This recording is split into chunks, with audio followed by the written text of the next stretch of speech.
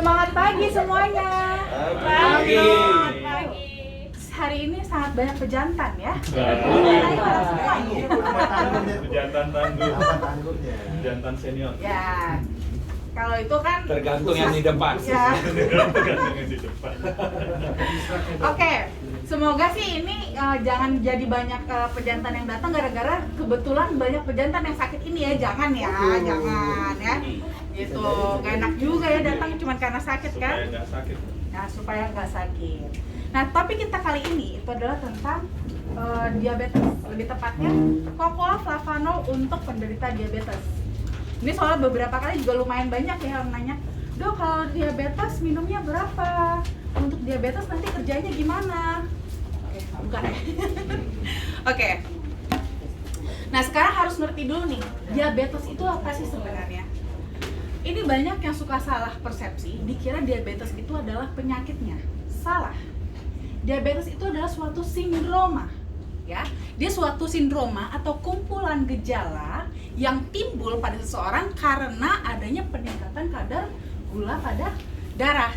Nah, ini akibat bisa karena insulinnya, kekurangan insulin baik secara absolut maupun relatif gitu ya. Jadi, sakitnya apa? Penyakitnya apa? Diabetes. Salah. Sebenarnya diabetes itu bukan penyakit, tapi kumpulan gejala, ya. Nah, ini nanti ada lagi nih tipe-tipe diabetes. Jadi biasanya tuh yang paling populer itu adalah tipe 1 dan tipe 2, terutama yang tipe 2. Ini yang paling umum kita temukan di lapangan. Tapi selain ini ada juga namanya gestational diabetes, yaitu diabetes pada saat hamil. Nah, jadi diabetes, dia menderita diabetes itu karena kehamilannya. Begitu dia sudah melahirkan, sudah nggak diabetes lagi. Ada juga, dan juga ada tipe-tipe lainnya. Tapi yang paling umum kita ketemu di lapangan itu adalah diabetes tipe 2, ya. Nah, ini baru gejala-gejala klinisnya nih. Tanda-tanda diabetes. Ayo pada checklist sendiri masing-masing ya. Ada namanya polydipsia. Jadi bawaannya tuh haus terus. Biasanya kalau kita tuh haus itu kan cenderung kalau nggak lagi kita tuh di ruang AC atau udara lagi panas banget, baru kita bawaannya haus. Ini nggak, mau kondisi seperti apapun, adem-adem aja haus, gitu ya. Hati-hati. Terus ada poliuri. Ini sering kencing, terutama malam hari. Sering kencing di siang hari, pagi, siang, sore, kencing-kencing wajar. Karena kita dalam kondisi sadar minum, kencing wajar. Tapi kalau malam kita sering kencing, hati-hati. Kenapa? Malam hari kita kan nggak minum, tidur. Tidur kan nggak sampai minum ya. Tapi kalau sampai kita terbangun untuk kencing, hati-hati, waspada, itu salah satu tanda dari diabetes ya. Terus ada juga polifagia, bawaannya tuh cepat lapar, baru makan lapar, baru makan lapar. Nah, tapi itu disesuaikan juga dengan size ya. Kalau umpamanya bawa Sebut nama aja dong. bawaan ya langsung merasa dong. Gini, jadi maksudnya gini, kalau kita bawaan yang pengen makan terus, tapi kita terjadi peningkatan berat badan, itu wajar. Tapi hati-hati pada diabetes, dia bawaannya lapar terus, pengen makan terus, tapi malah jadi kurus. Ada tuh kayak gitu. Ada yang seperti itu. Nah, itu hati-hati, itu ciri-ciri dari diabetes juga ya. Terus glukosuria, kencingnya manis. Terus berat badan menurun secara drastis. Padahal tadi tuh ya, bawaannya lapar, pengen makan terus, tapi kok malah jadi turun. Terus badannya juga jadi lemah ya, cepat lelah. Nafasnya bau keton. Ada yang pernah nyium nggak nafas bau keton itu kayak gimana? Ton apa? Saya selalu susah mendeskripsikan bau keton ini. Kalau mau cari orang yang menderita diabetes, hirup. Itu paling gampang. Hah? Atau corona lagi. Enggak lah. Jadi tuh baunya gimana ya? Seperti ada beralkohol baunya. Bau keton. Muap ya. Iya, beda lah baunya ya. Beda dengan bau nafas orang yang kita nafasnya gak enak gitu. Ini beda, baunya bau keton. Jadi kayak seperti ada bau fermentasi. Keton Bagaskara itu ya. Itu katon. Ya, terus habis itu, nah ini juga nih, kesemutan pada jari-jari tangan dan kaki disertai rasa gatal. Nah, yang suka kesemutan, yang suka mulai gatal-gatal ya, itu hati-hati juga diabetes. Penglihatan mulai kabur, dan juga kalau ada luka ya, itu susah sembuhnya, lama. Harusnya kita kalau luka-luka kecil kan cepet ya keringnya ya, beberapa hari udah kering. Nah, ini kok sampai seminggu, 2 minggu, 3 minggu, sampai 1 bulan kok nggak kering-kering. terus basah lukanya, hati-hati diabetes. Terus juga gairah seks yang menurun, ya, sudah mulai impoten. Nah, ya, hati-hati, ini tanda-tanda Bagi laki-laki, kalau bagi diabetes. perempuan. Sama.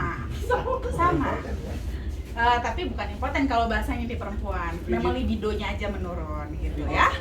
Nah, ini untuk patofisiologinya atau apa sih proses yang terjadi sebenarnya?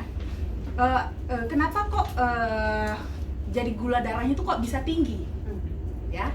Jadi ini ada namanya tipe 1, diabetes tipe 1 dan tipe 2. Ini perbandingannya ya. Jadi kalau teman-teman kalau untuk yang diabetes tipe 1 itu memang insulinnya yang kurang. Jadi ini ibaratnya kita ini sel tubuh sel di dalam tubuh kita ya.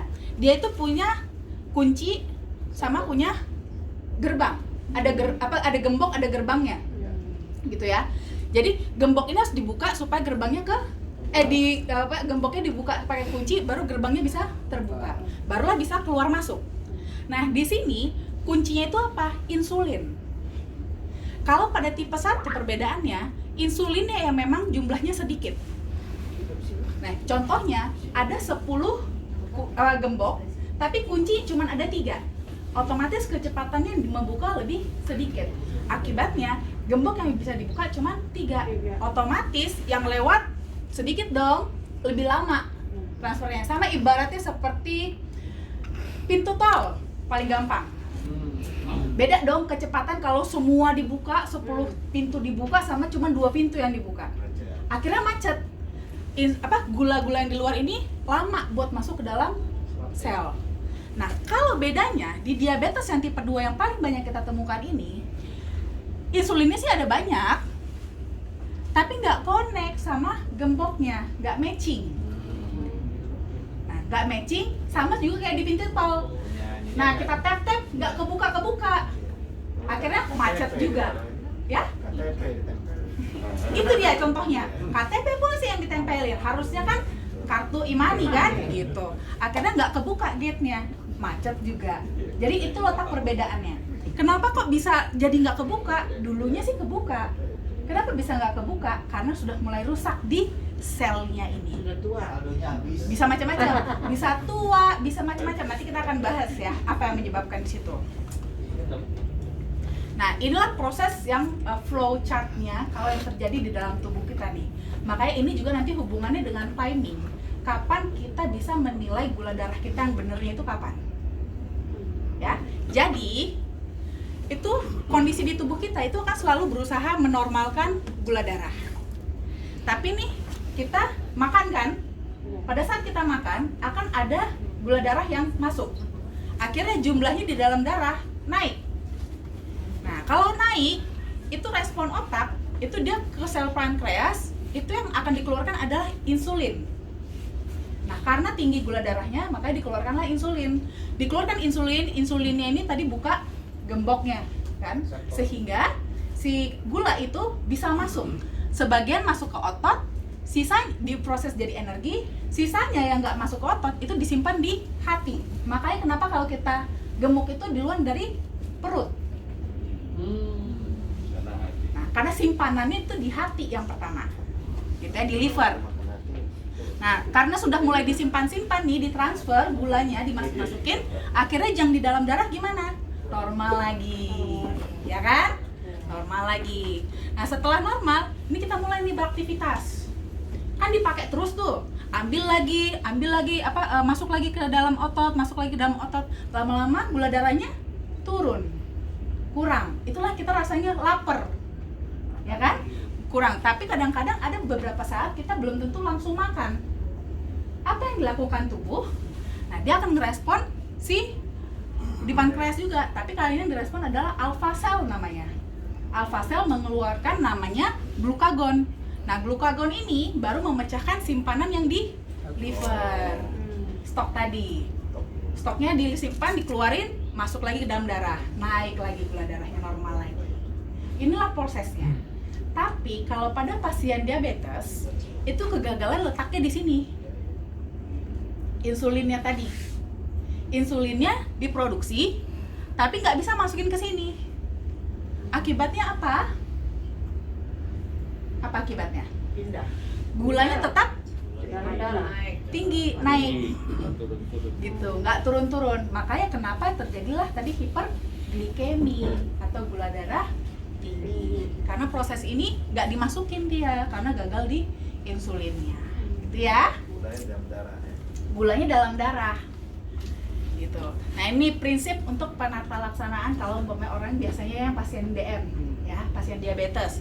Biasanya, wah ini gula darahnya tinggi nih Pak, gitu kan, dicek darah nih, wah ini hati-hati nih diabetes. Biasanya diapain dulu? Belum tentu langsung dikasih obat. Biasanya pertama-tama adalah disuruh diet dan olahraga. Tujuannya untuk apa?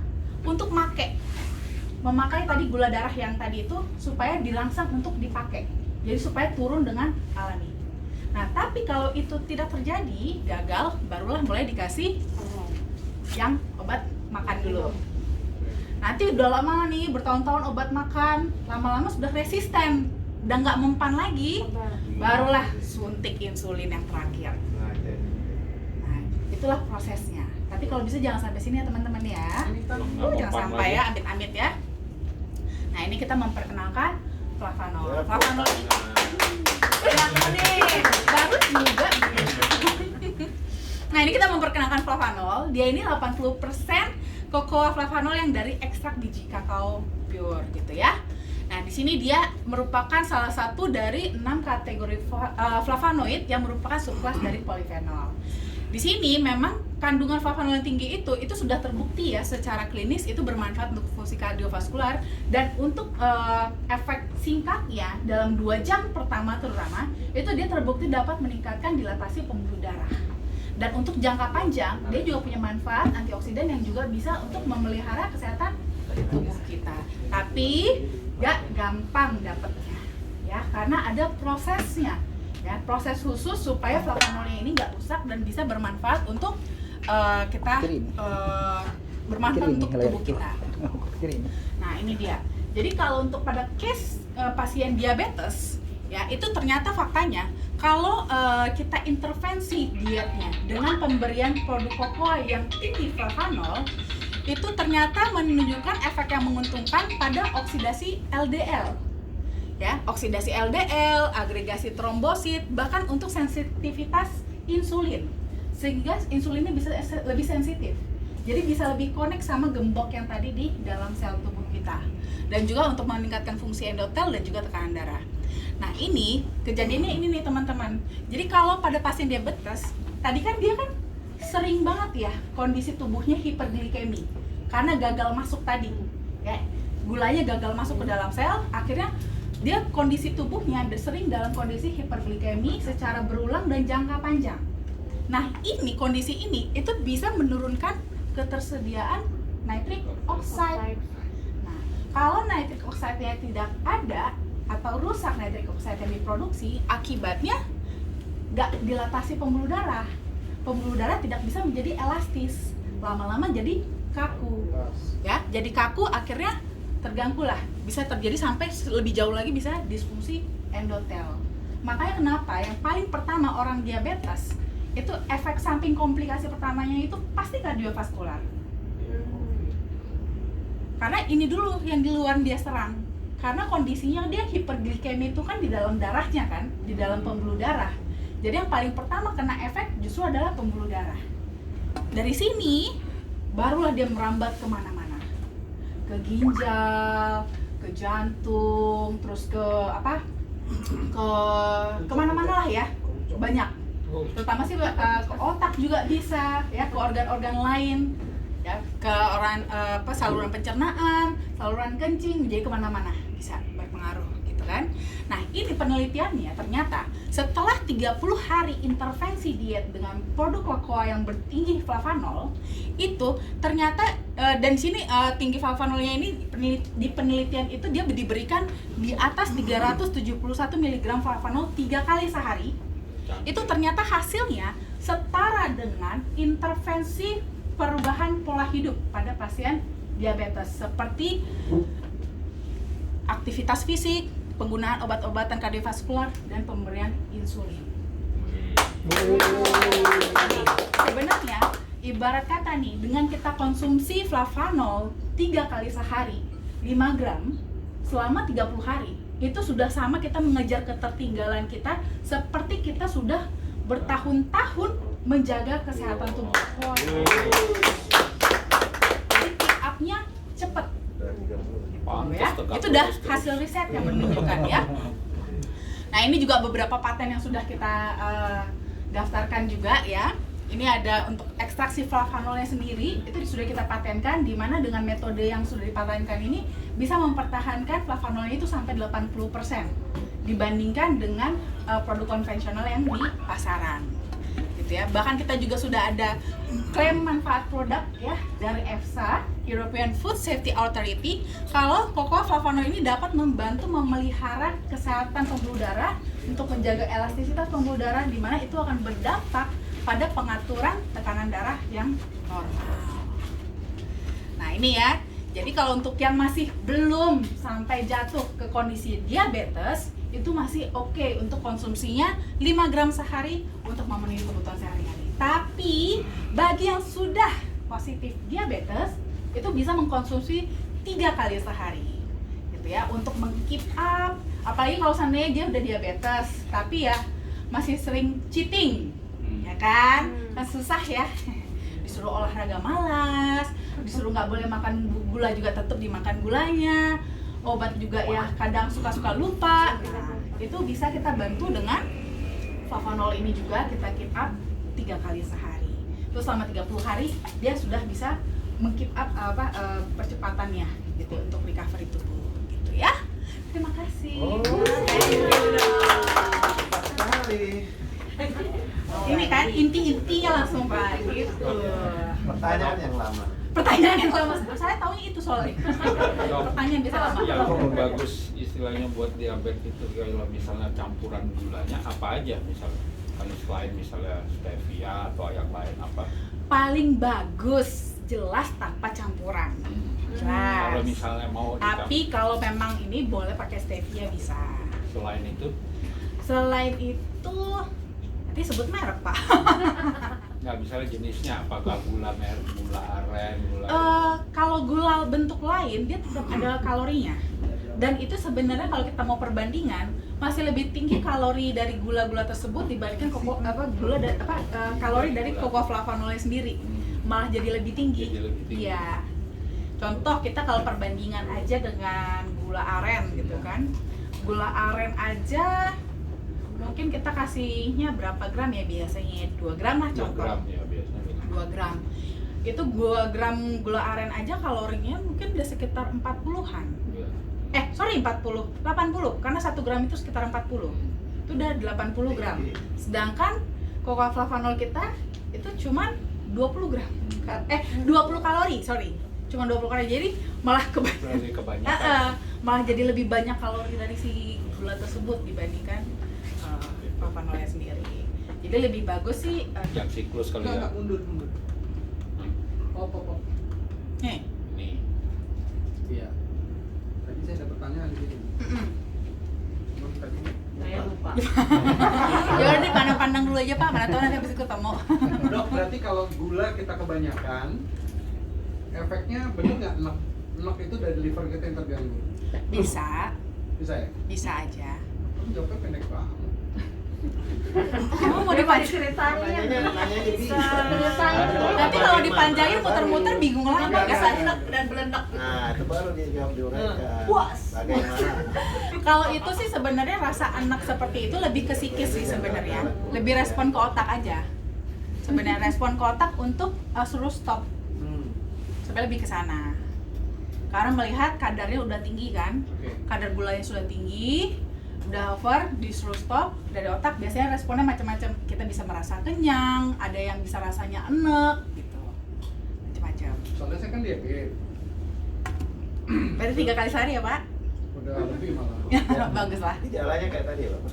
Tapi menurut saya nggak apa-apa. Enggak, gejalanya kayak tadi. Jalannya hampir semua. Pak. Semua. Hampir semua. Ini kan kita kan biar tahu langsung. Iya. Mengaku lah. Aku lah. Maju lagi nih, Dok. Ih, udah bau keton. Nambah dia nambah. Udah bau keton. Oh, Bau ketan. ke depan ini. Nah, Depan yang apa apa-apa, belakang? itu. Ini Iya, sudah Pak. Pak. Iya. Iya. napasnya bau nggak? Ya, kita kan contreng-contreng di ini kan. Untuk yang tadi penasaran bawa keton gimana ya? Nah itu saya enggak. Tapi kalau kesemutan ya. Iya, Bau keton pasti. tuh kayak apa? Karena tadi itu, ya Bau keton tuh kayak apa? seperti ada bau fermentasi, Bu. Itu dicoba aja Fermentasi. tuh. Ada saksinya. Kayak Bu. kalau Cium katanya Bu. Nah itu ada bapak itu sakit. Tapi nggak semua. Makanya kan dia kan di checklist kan. Nah, kalau kencing banyak, jujur tidak terlalu karena memang Sering. saya kan sebelum tidur banyak tuh minum herbal, minum air. Koko aja udah hampir 200 lebih kan saya minumnya, terus belum yang lain, belum minum obat dokter, kan mesti dijinjang, kita harus nggak boleh langsung minum kan. Iya. Ya udah Sempat pasti lah kencing. malam minimal sekali, 2 kali, mau subuh bangun pasti kencing gitu ya. Bukan artinya bau gula saya lagi naik kan kalau Bukan. kencing gitu Ini kan. biasanya itu dia benar-benar kita di tengah malam. Jadi tengah malam kita terbangun bisa sampai 2 kali terbangun untuk kencing. Itu memang dan terbangun kencingnya ya, juga. Dok, ya? Bukan Terbangun. mimpi kencing ya. enggak. Jadi benar-benar kebangun karena pengen kencing. Apa bedanya Dan dengan kencingnya kandung dikit kemihnya? Nah, beda. Nah. Jadi gini, ini mirip Pak. Untuk bagian yang kencing malam itu mirip. Jadi kalau kita ada tanda-tandanya itu bisa 2 diagnosanya, antara diabetes atau karena ada batu Obat kencing. atau prostat. Ya, Prostat. batu atau prostat Ya. gitu kan. Jadi antara 2 ini. Nanti baru dilihat lagi gejala-gejala yang lain. Gitu. Kalau karena prostat atau karena batu ginjal itu kan nggak ada penurunan berat badan. Iya, iya. Gitu. Dan dia rasanya cenderung localize aja, gitu kan. Tapi kalau ini bisa nyebar kemana-mana, ada kesemutannya, nah yang lain-lain juga ada gitu kan. Jadi berarti kan kalau misalnya cuma hanya kencing di malam hari belum tentu pasti. Belum Iya, tentu, iya. tapi memang kita Jadi perlu harus udah lihat alert nih. beberapa dulu Betul. gitu. Paling nggak kita harus udah antisipasi, berarti udah tinggal antara 2 ini nih harus dipersiapkan. Gitu. Tapi kalau polifagia juga saya sih enggak juga ya. Mungkin karena memang Bapak udah ini Pak, udah pengobatan kan. Oh karena itu ya. Betul, Ini kan karena- untuk orang gejala ya. Betul, jadi berarti ini yang masih belum, itu hati-hati. Nah kalau udah mulai ada tanda-tanda ini udah mulai waspadai, jangan-jangan udah mengarah ke diabetes. Itu nggak sadar, Bang. Betul, nggak sadar. Karena udah makan terus tiap hari. Iya kan, jadi nggak sampai lapar itu. Iya. Sehari nggak 3 kali ya Pak? Iya. Lebih ya Pak. Gitu. Alright. Kalau gitu. Apalagi? Itu apa tuh? Apa sih bau keton tuh apa? Kan udah dibahas. Kan tahu ya. Tadi udah dibahas. Dan nggak ada yang bisa jawab. Boleh dites, Bu. Keton tuh kendot ya mungkin ya. Bukan. Ya bisa kayak gitu tuh, bau-bau yang nggak enak gitu. Oh iya kan bener Iya, kan? bener. Iya, cuman apa Udah tahu khas jawabannya sih apa? baunya. Bau nggak enak tuh ada macam-macam soalnya. Iya. Iya. Bau pete yang kelebihan juga nggak enak juga. Bau jengkol ya nih. Nah, Gitu. Emoh. Dian. Gitu. Lagi. Next dok. Next. Dok. Dok. Nah itu dok tanya. Ya. Tadi kan disebut kencing malam ya. Nah itu. Saya lihat ada 2 macam. Orang yang banyak minum sebelum tidur pasti logikanya kan pipis ya. Dan orang yang nggak minum tapi bawaannya pipis. Nah yang disebut sebagai mengalami diabetes itu yang mana? Yang model pertama yang banyak minum atau yang nggak banyak minum tapi tetap pipis dua-duanya? Nah gini, banyak minum pun kita kalau dia bukan karena diabetes, terbangun malamnya biasanya cuma sekali. Iya. Betul. Betul. Iya. Makanya biasanya kategorinya bisa sampai 2 kali, lebih dari 2 kali terbangun malam Ya. untuk kencing. Nah itu yang waspada Ciri-cirinya diabetes. itu. Kalau cuma sekali mah masih wajar. Iya. Misalkan karena kita minum pas sebelum tidur gitu kan, baru kita mau kencing itu masih wajar. Tapi kalau umpamanya udah sampai 2 kali terbangun, nah itu yang udah nggak wajar. Soalnya saya pribadi kalau misalnya bangun malam kencing itu habis sebelum tidur minum lagi. Tetap aja Pak, kalau Bapak minum lagi harusnya masih udah subuh Bapak baru keluarnya. Iya. Udah beberapa jam, udah seenggaknya 4 jam kemudian baru pengen kencingnya lagi. Jadi ada jarak berapa jam kemudian? Iya baru keluar betul. gitu ya? Kalau ini dia umpamanya baru sejam, 2 jam udah pengen kencing lagi. Nah, itu hati-hati. Tapi kalau di atas 4 jam sekali atau pas di angka 4 jam itu masih normal. Masih normal. Gitu. kan kita kan estimasi tidur malam itu sekitar 7 jam lah, itu udah paling ideal biasanya kan. Biasanya malah pada kurang dari situ kan. Harusnya terbangunnya cuma sekali hitungannya. Iya. Tapi kalau udah sampai 2 kali, Gawat. nah itu berarti tuh tanda tanya. Jadi Either 2. logikanya kalau kandung kemihnya yang normal itu akan terisi per 4 jam sekali baru akan terdorong. Betul. Untuk keluar, Estimasi gitu volume penuh pada kandung kemih itu sekitar 4 jam. Estimasi Udara, perkiraannya. Ya, udara ringan mau. pengaruh. Makanya kan itu kan biasanya kan kalau kita udara dingin bawaannya juga kan pengen minum. Iya. Makanya kan ini kan terlepas dari karena faktor udara ya. Oke. Kalau nggak panas banget atau karena di udara dingin tapi kita bawaannya haus, nah itu juga sama. Gitu. Next. Ini bedah slide kayak. Iya, tadi ada pertanyaan saya belum terjawab, next tadi. Lanjut ya berarti. Nah ini dong. Tadi mau nanya apa sih? Ya, sementara yang lain dulu. Dok, karena ingat Maklum ya dok, ya? Maklum, nanti saya mau pulang. Maksudnya minta diulang tadi. Dok, setahu saya tipe 2 itu kan ada yang dikatakan insulin resisten, ada juga yang dikatakan reseptor resisten. Apa itu maksud dokter tadi yang kuncinya nggak pas? Iya. Itu. Insulin banyak, tapi tetap lemas, nggak bisa masuk karena Betul. reseptornya nggak mau masuk karena gemboknya nggak pas tadi ya. Betul. Nah ini nanti di awal itu kondisinya adalah pertama-tama itu akan terjadi insulin resisten dulu awalnya. Tapi kalau sudah sangat lama sekali ini bisa berubah kondisinya justru bahkan jadi insufficient insulin. Kenapa? Awalnya kan dia insulinnya sudah terproduksi, tapi nggak bisa kepake. Jadi yang dibaca oleh tubuh kita sama otak kita adalah gula darah masih tinggi, sehingga dia mengirimkan sinyal ke pankreas untuk terus memproduksi insulin. Terus produksi terus. Banjir dong. Iya, karena kan tetap nggak apa? Dia menganggapnya gula darah masih tinggi. Iya. Makanya dia setor terus insulinnya. Sampai nanti ada satu titik juga overwork pankreasnya. Akhirnya Pada saat itu, dia bahkan sudah di tahap yang tidak bisa memproduksi insulin lagi. Cuci darah itu ya. Bukan cuci darah, itu biasanya malah dia anjurkan untuk transplantasi. Tekor ya. Karena sudah tidak sanggup bahkan, karena udah overwork, udah kecapean. Kalau tingkat cuci darah itu sampai mana? Kalau cuci darah, dia karena komplikasi pada ginjalnya, Pak.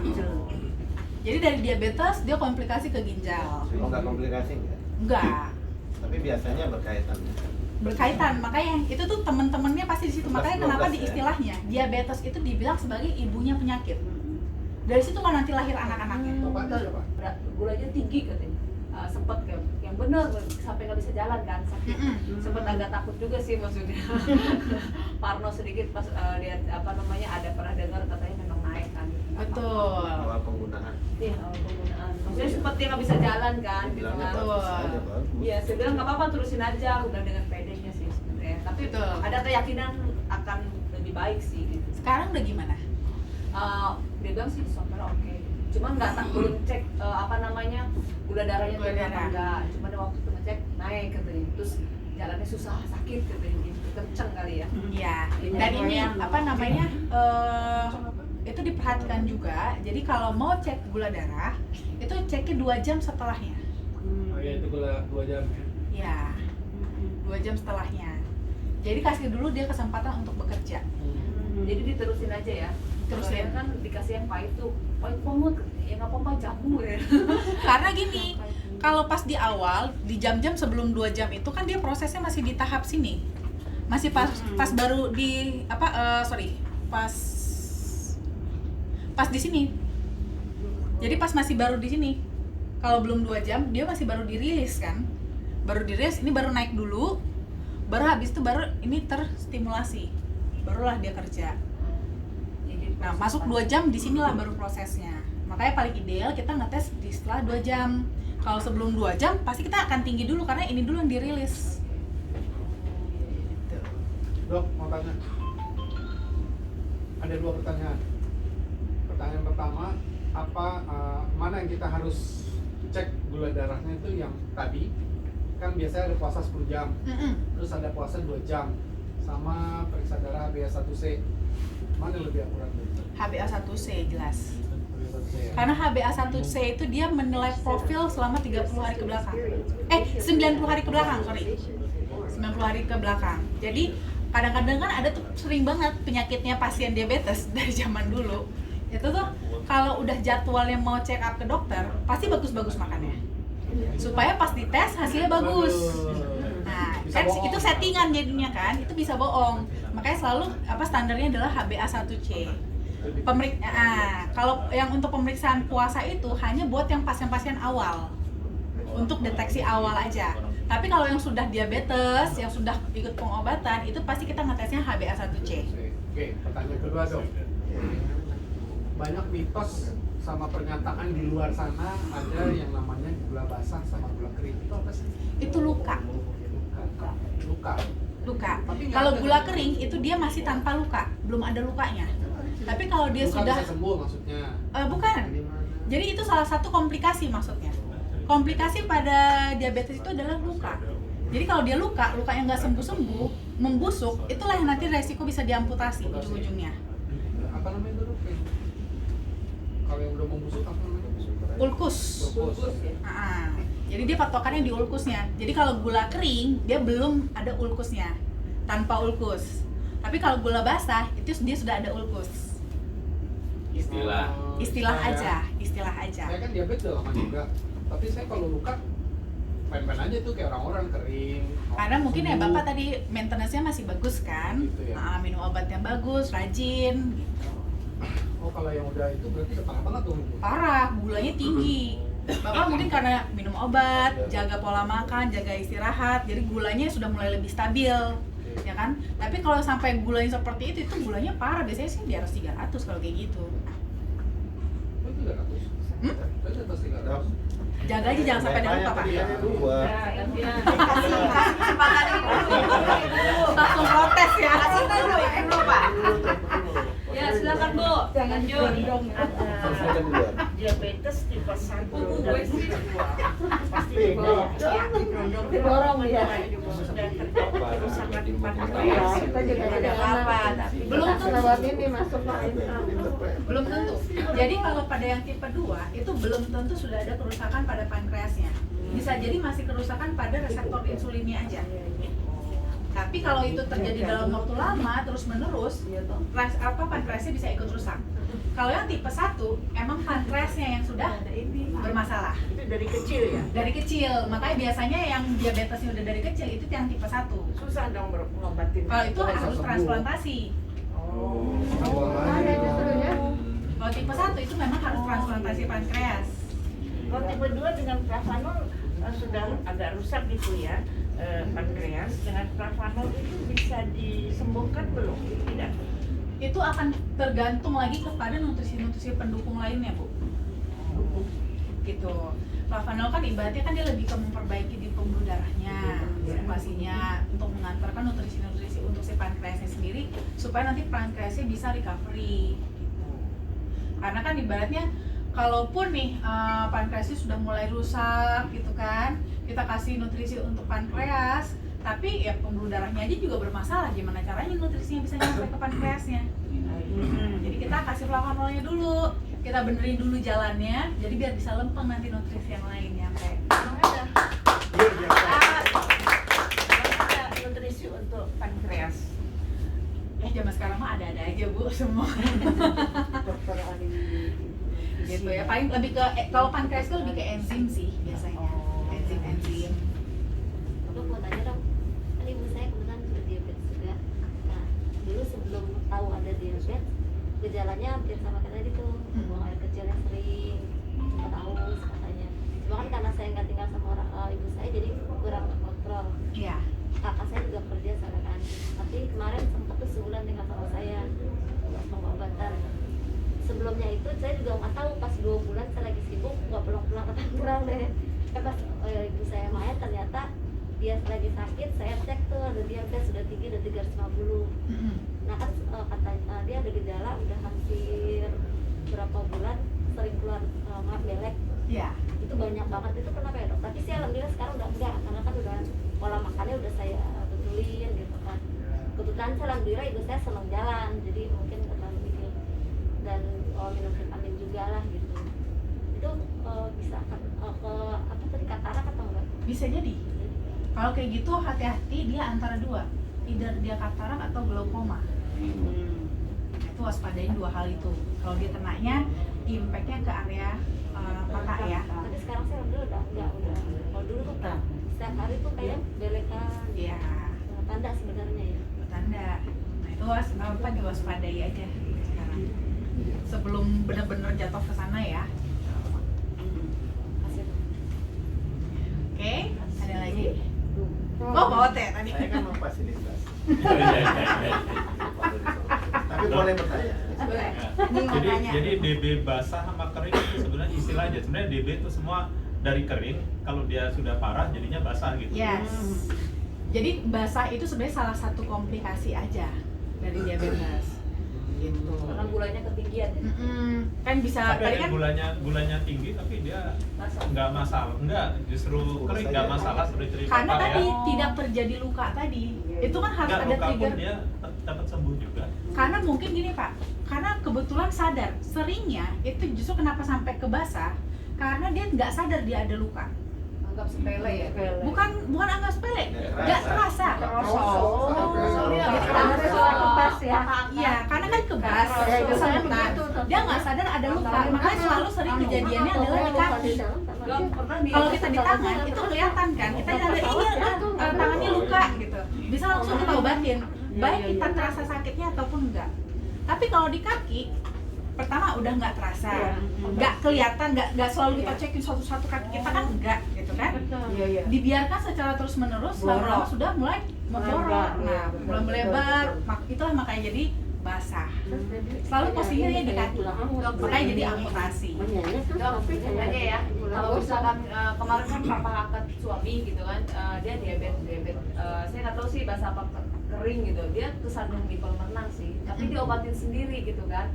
Seminggu kemudian dipotong. Aduh, dipotong. Ya, saya nengok maksudnya kan, udah busuk lah ya. Cuman cepet banget gitu, 2 mingguan pas saya tengok udah nggak ada. Emang nggak bisa diserapin. Bisa cepat, karena sebelumnya dia sudah parah. Iya, diobatin sendiri. Betul, pembuluh darahnya dia sudah parah, tanpa disadarin ininya udah cepat menyebar. Dia biasa udah tinggi. Satu Avanza satu. Diabetesnya tinggi ya. Berapa biaya Udah dipotong bayar lagi. Satu Avanza satu.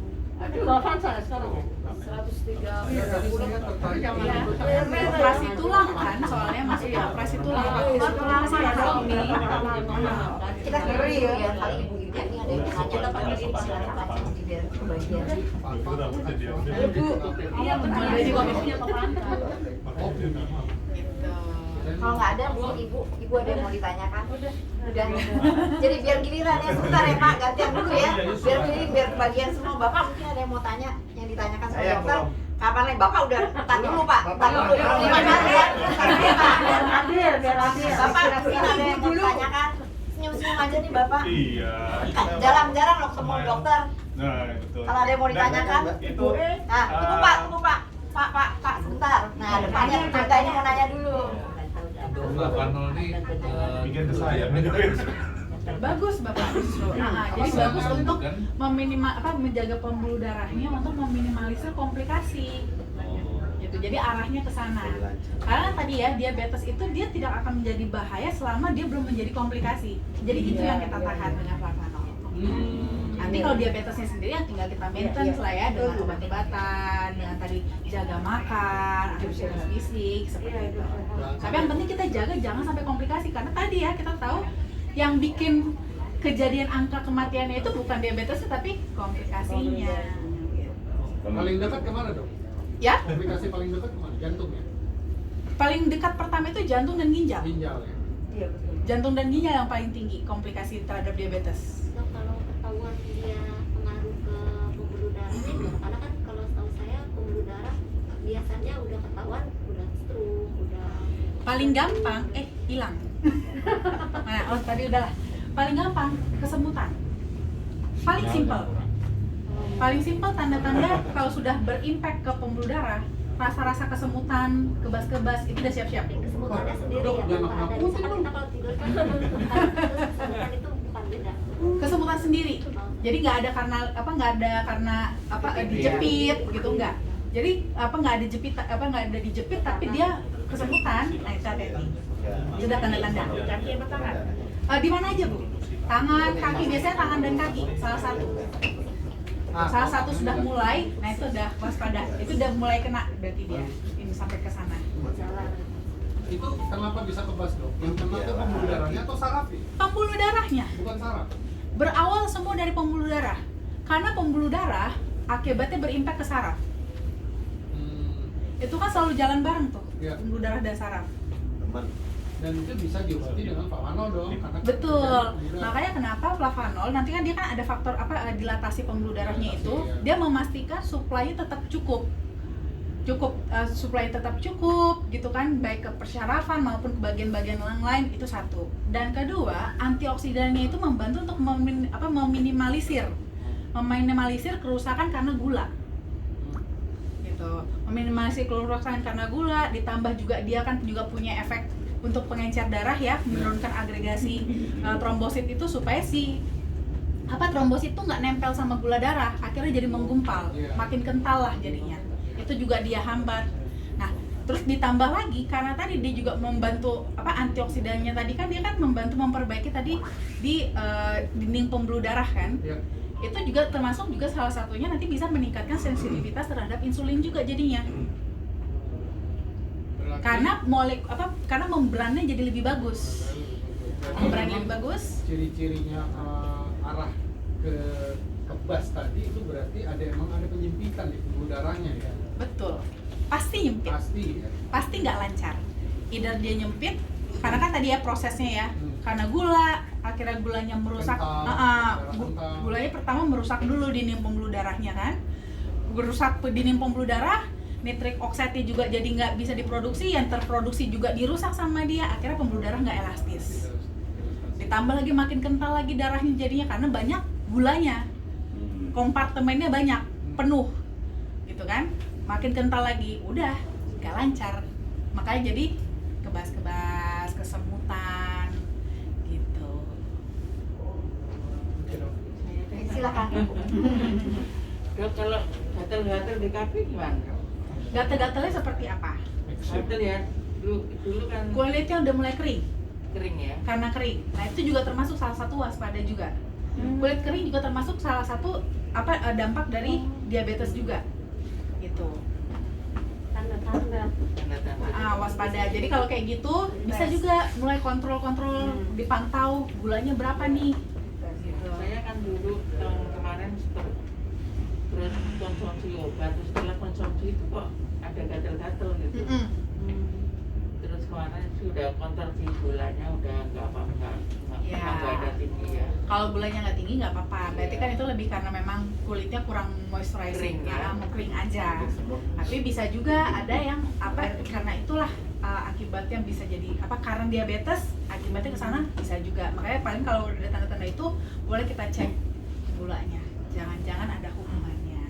Tapi kalau nggak ada kan ya udah aman berarti. Ya, kata dokter kulit sih karena stres. Bisa.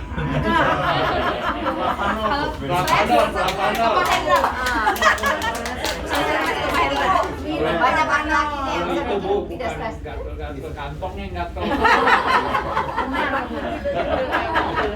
Mungkin bapak yang paling menjual sekarang, bapak mungkin ada yang bukan tetangganya pak. Mungkin ada yang ditanya pak. Jangan malu-malu. Ya ada yang mau tanyakan. Kebetulan ipar saya, dia udah parah sekali. Jadi itu dia diabetes basah. Sampai dia jalan, dia di rumah sakit. Kebetulan ini seorang dokter juga. Jadi lagi jalan, yang mengingatkan justru perawat. Dok, itu kok luka diem aja sambil jalan dia. Dia lihat oh ya udara ke belakang. Bayangkan. Jadi dan dia juga udah sampai Nggak berasa ya? Berat sendiri. Aneh. Insulin. Di perut. Iya. Udah Jadi, tinggi. Tinggi udah pakai itu gimana tuh tingkatan kayak begitu? Apa masih bisa diharapkan bisa berharap? Bisa aja pak. Justru itu biar nggak makin parah. Justru kita kasih flavanolnya supaya tidak lebih parah lagi. Karena kan kalau kita sudah umpamanya kayak tadi ya, kita sepakat lah bilangnya itu gula basah aja biar gampang ya ngomongnya kan, diabetes dengan luka gitu kan. Kalau dia udah gula basah bukan berarti dia tidak bisa komplikasi yang lain. Tetap bukan berarti karena wah kok saya udah detect satu komplikasi lain udah nggak bakalan kena lagi. Enggak, bisa aja. Nah kita supaya menjaga jangan ada tambahan komplikasi lain yang lainnya. Dimana kan komplikasi lain itu justru lebih mematikan lagi kan. Gitu. Jangan sampai nanti komplikasi ke ginjal, ke jantung, malah ke stroke pula lagi gitu kan. Ya, yang jelas dulu dia sebelum itu udah perokok berat. Nah, itu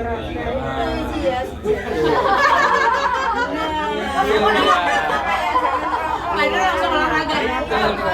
Kena bapak. Ada saset. Saksinya pohon bergoyang di atas. Iya. Nah, ya, sekarang yang saya mau tanya lagi itu kan sudah karena dia bersebelah itu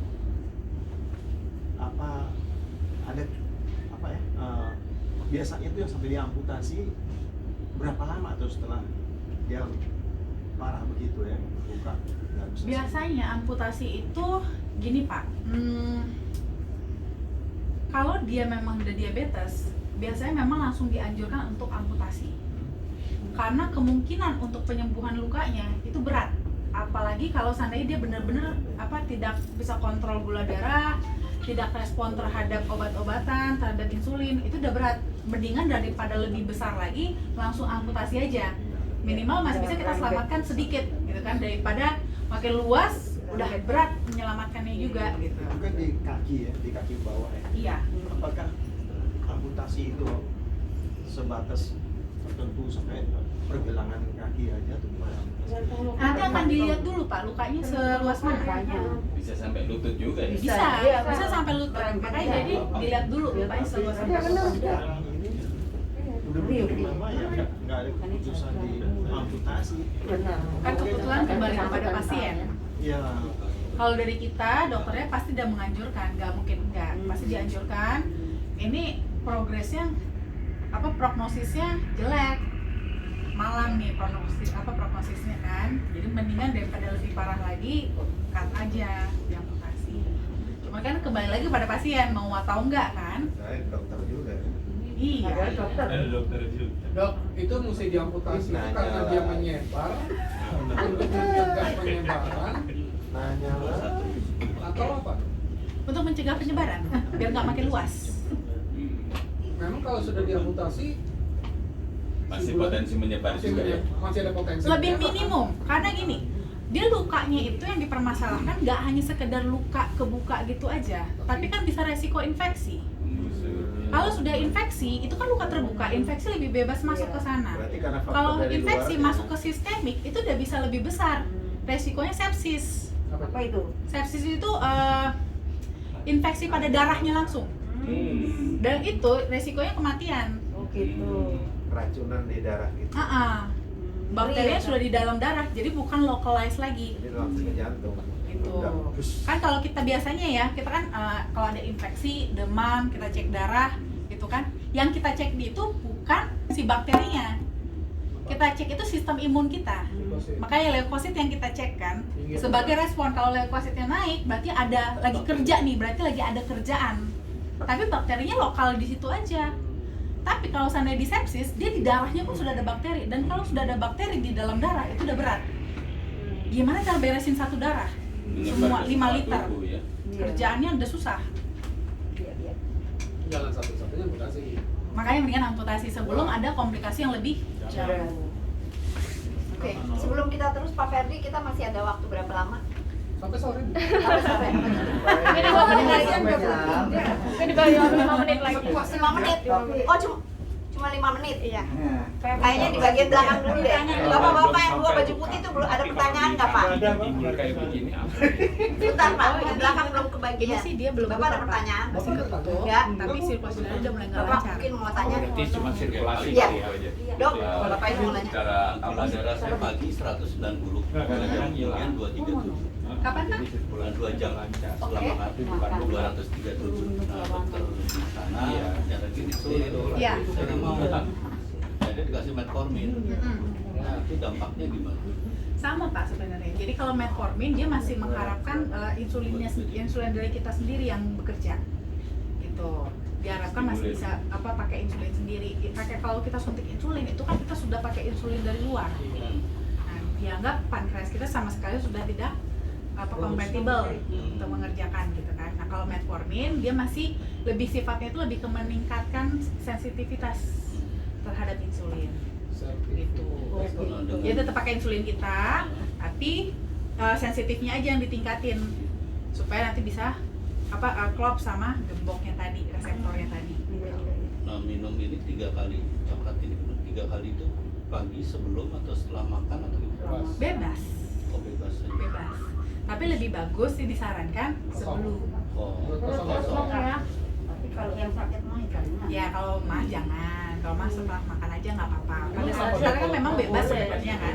Cuman kalau mau sebelum itu akan lebih bagus. Jadi ibarat kata gini. Karena apa sebelum? Karena dia konsepnya dia adalah seperti kita bilang tuh first supplement. Nah, jadi ibaratnya yang memang yang paling pertama yang buat buka jalan. Namanya buka jalan ya bagusnya di awal lah. Masa ibaratnya kita pakai forridernya di belakang kan nggak lucu. Gitu, ibaratnya kayak gitu. Agak siang sebelum tidur. Sebelum malam juga sebelum makan malam kalau bisa. Kenapa hubungannya apa dong? Karena masih ada acidity-nya aja sih. Mana tahu sensitif, tapi kan kadang-kadang orang juga ke sensitivitasnya gue beda-beda. Ada yang sensitif banget, ada yang nggak gitu, tapi memang ada masih, cuman nggak terlalu sensitif juga. Itu sih nggak apa-apa. Bapak ini mana itu? Ya. Ya, saya minta diulangi secara klinis bagaimana manfaat flavanol ini untuk penderita diabetes mellitus. Oke, jadi sih intinya, kesimpulannya lah gitu ya Pak ya. Jadi memang kesimpulannya manfaat cocoa flavanol ini untuk penderita diabetes mellitus itu adalah untuk memperbaiki defek pada pembuluh darah. Gitu. Jadi memperbaiki defek pada pembuluh darah sama sekaligus menjaga pembuluh darahnya untuk meminimalisir resiko komplikasi yang selanjutnya. Intinya di situ. Bukan membuang si diabetesnya ya? Bukan. Bukan ke memperbaiki pankreas. Bukan. Gitu. Cuma nanti palingan lebih ke yang masih lebih nyambungnya itu lebih ke sensitivitas insulinnya aja.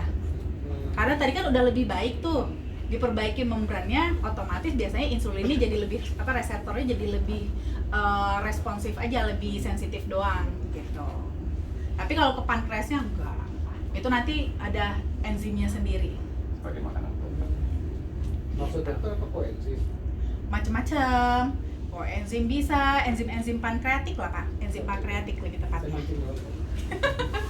Oke, Bapak Ibu sekalian, maaf banget karena waktunya terbatas. Mungkin setelah sesi ini langsung khusus ke Dokter Winda kalau Dokter Winda mau